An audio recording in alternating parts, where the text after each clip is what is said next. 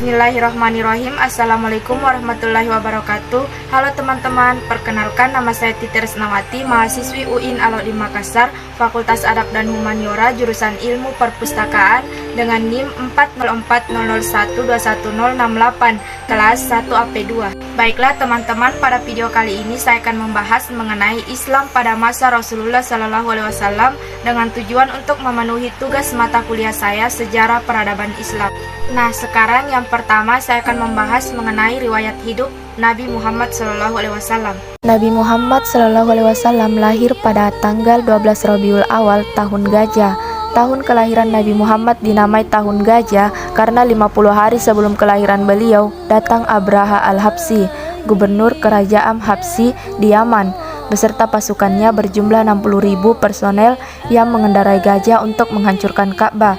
Akan tetapi, usaha Abraha gagal karena beliau dan seluruh bala tentaranya dihancurkan oleh Allah Subhanahu wa Ta'ala dengan mendatangkan burung ababil yang membawa batu dari neraka dan melempari mereka sehingga terserang wabah penyakit yang mematikan. Seluruh tentaranya langsung bergelimpangan bersama gajah-gajahnya. Nah, sekarang yang kedua yaitu mengenai sejarah awal masa kelahiran Islam. Itu terbagi menjadi dua. Yang pertama itu periode Mekah dan yang kedua periode Madinah. Baiklah, yang pertama pada periode Mekah. Ketika berada di Mekah, mula-mula Nabi menyeru penduduk Mekah kemudian penduduk negeri-negeri lain. Di samping itu, Nabi juga menyeru orang-orang yang datang ke Mekah dari berbagai negeri untuk mengerjakan haji. Kegiatan dakwah dijalankannya tanpa mengenal lelah. Dengan usahanya yang gigih, hasil yang diharapkannya mulai terlihat. Jumlah pengikut Nabi pun yang tadinya hanya belasan orang, makin hari makin bertambah. Mereka terutama terdiri dari kaum wanita, budak, pekerja, dan orang-orang yang tak punya. Meskipun kebanyakan mereka adalah orang-orang yang lemah, namun semangat mereka sungguh membajak. Adapun beberapa faktor-faktor yang menyebabkan orang Quraisy menentang dakwah Nabi. Yang pertama, faktor gengsi. Orang Quraisy beranggapan dan mengira jika kita tunduk menyerah kepada Muhammad, itu artinya kita kehilangan kekuasaan kita.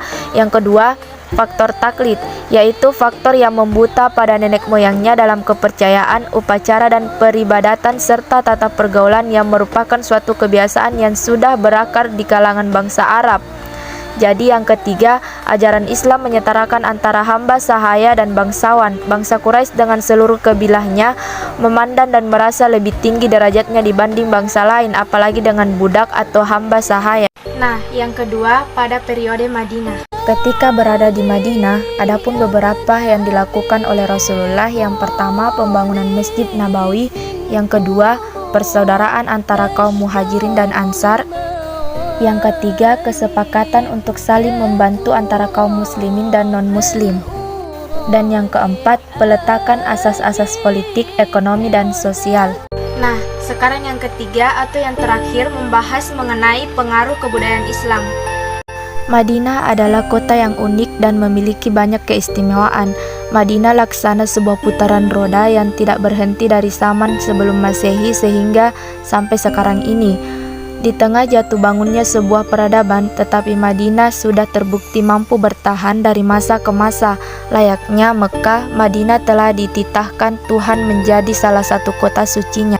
Baiklah teman-teman, itulah tadi penjelasan sekaligus cerita dari saya mengenai Islam pada masa Rasulullah. Semoga bermanfaat bagi kita semua. Kurang dan lebihnya mohon dimaafkan. Wassalamualaikum warahmatullahi wabarakatuh.